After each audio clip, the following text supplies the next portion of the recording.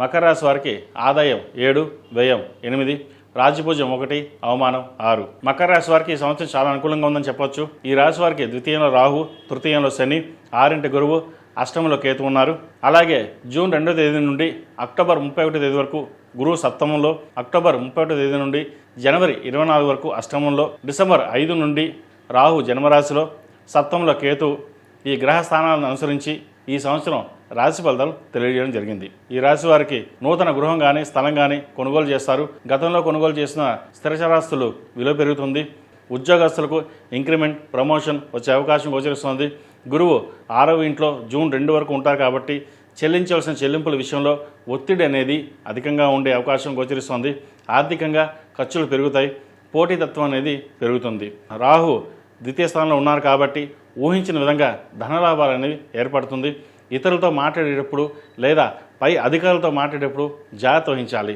నూతన పెట్టుబడుల విషయంలో రిస్క్ తీసుకోవద్దు. కేతు అష్టమ స్థానంలో ఉండడం వల్ల ఆరోగ్య సమస్యలు వచ్చే అవకాశం గోచరిస్తోంది. స్కిన్ ఎలర్జీ, అసిడిటీ, ఉబ్బసం, థైరాయిడ్ వల్ల కొన్ని ఇబ్బందులు పడే అవకాశం గోచరిస్తోంది. సెల్ఫ్ డ్రైవింగ్ విషయంలో కూడా ప్రయాణాల విషయంలో జాగ్రత్తగా ఉండాలి. వివాహ ప్రయత్నాలు కలిసి వస్తాయి. మార్కెటింగ్ ఉద్యోగస్తులకు మానసిక, శారీరక శ్రమ తప్పదు. రైతులకు శ్రమ ఎక్కువగా ఉన్నప్పటికీ ఆ శ్రమకు తగిన ఫలితం లభిస్తుంది. ఈవెంట్ మేనేజ్మెంట్, టెక్నికల్ రంగంలో ఉన్న వారికి, వైద్య వృత్తిలో ఉన్న వారికి, రియల్ ఎస్టేట్ రంగంలో ఉన్న వారికి, ముఖ్యంగా విదేశీ సంబంధిత విషయ వ్యవహారాలు సానుకూలపడతాయి. సినీ కళా రంగాల్లో ఉన్న వారికి కొంత ఇబ్బంది తప్పదు. డిసెంబర్ 5 నుండి జన్మరాశిలో రాహు సంచారం, సప్తంలో కేతు సంచారం వల్ల జీవిత భాగస్వామితోటి చిన్నపాటి మనస్పర్ధలు ఉండే అవకాశం లేకపోలేదు. అదేవిధంగా ఖర్చుల విషయంలో కూడా జాగ్రత్త వహించాలి. ఈ రాశివారు ప్రథమార్థంలో సుబ్రహ్మణ్య పాశుపత హోమం, ద్వితీయార్థంలో భృగు పాశుపత హోమం చేయించుకోవడం చెప్పదగినది. ఈ రాశిలో జన్మించిన విద్యార్థులకు కాలం అనుకూలంగా అని చెప్పచ్చు.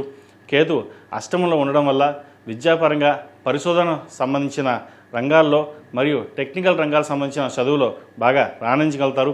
అత్యున్నత సాంకేతిక విద్య అభ్యసించడానికి అవకాశాలు కలిసి వస్తాయి. పార్ట్ టైం ఉద్యోగం చేసేవారికి కలిసి వస్తుంది. ఈ రాశిలో జన్మించిన స్త్రీలకు ఈ సంవత్సరం చాలా అనుకూలంగా ఉంది. ఆర్థిక స్థితి మెరుగుపడుతుంది. ఉన్నత విద్యాయోగం ఉంది. H1B గ్రీన్ కార్డు లభించే అవకాశం ఉంది. సాఫ్ట్వేర్ రంగంలో ఉన్న వారికి విదేశీయానం అవకాశం గోచరిస్తుంది. సంతాన పురోగతి కొంత ఇబ్బందికరంగా ఉంటుంది. జీవిత భాగస్వామితో కొన్ని సందర్భాల్లో విభేదించే అవకాశం కూడా లేకపోలేదు. గైనిక్ సంబంధించి, చర్మ సంబంధమైన, అదేవిధంగా థైరాయిడ్ సంబంధించిన విషయ వ్యవహారాల్లో ఇబ్బంది పెడతాయి.